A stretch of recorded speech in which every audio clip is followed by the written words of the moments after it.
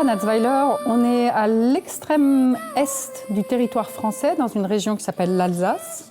Le camp de Natzweiler, c'est un camp de concentration. La majorité des déportés sont composés d'opposants politiques ou de résistants. Et en premier lieu, les premiers déportés de ce camp sont des communistes allemands. Et par la suite arrivent des milliers de déportés de différents pays européens, en premier lieu de Pologne. Et puis ensuite, on a la déclinaison de tous les pays qui constituent aujourd'hui l'Europe. Le camp de concentration a un rôle extrêmement paradoxal pour le Troisième Reich, puisque c'est le lieu où on veut éloigner les indésirables idéologiques, mais en même temps, c'est un lieu dont les nazis ont absolument besoin. Sans la main-d'œuvre des camps de concentration, on ne peut plus produire les chars, les avions de guerre, le carburant, tout ce qui est nécessaire au fonctionnement de l'économie de guerre.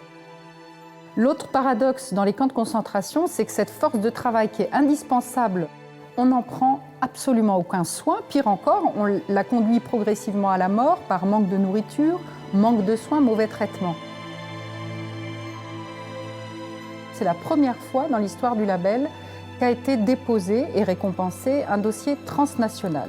C'est-à-dire que ce n'est pas un dossier français, c'est un dossier que nous avons monté avec nos partenaires allemands, des camps annexes de Natzweiler dans le Bade-Wurtemberg, et on a pensé que ce travail qui n'est pas évident, puisqu'on n'a pas le même passé, on n'a pas la même vision de l'histoire, on pouvait le faire valoir sur le plan européen. Et donc ce label, il revient à 15 anciens camps de Natzweiler, le camp principal, et 14 autres camps très différents qui sont localisés des deux côtés du Rhin.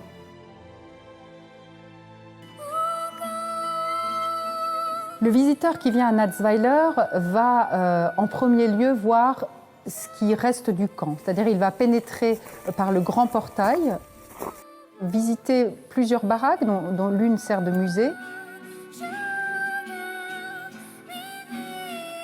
Et tout en bas du camp, voir deux baraques absolument capitales, qui sont d'une part la baraque prison, où ont été mis les déportés sanctionnés à des peines, et de l'autre côté la baraque qu'on appelle crématoire, où se trouve le four qui servait à faire disparaître les corps, et la partie des expérimentations médicales. Lorsqu'on arrive à Natzweiler, on aperçoit un gigantesque monument qui sort de la brume ou qui sort des arbres. C'est un monument mémoriel qu'on appelle une flamme. Et ce grand monument blanc, assez majestueux, a été inauguré en 1960 par le général de Gaulle, qui était alors président de la République française.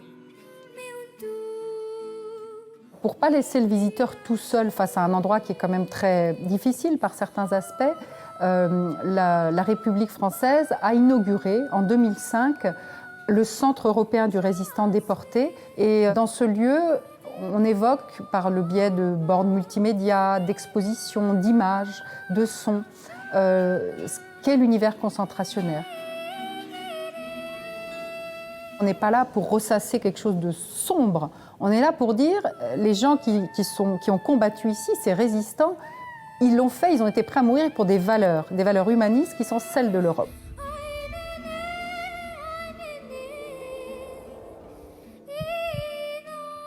Sure.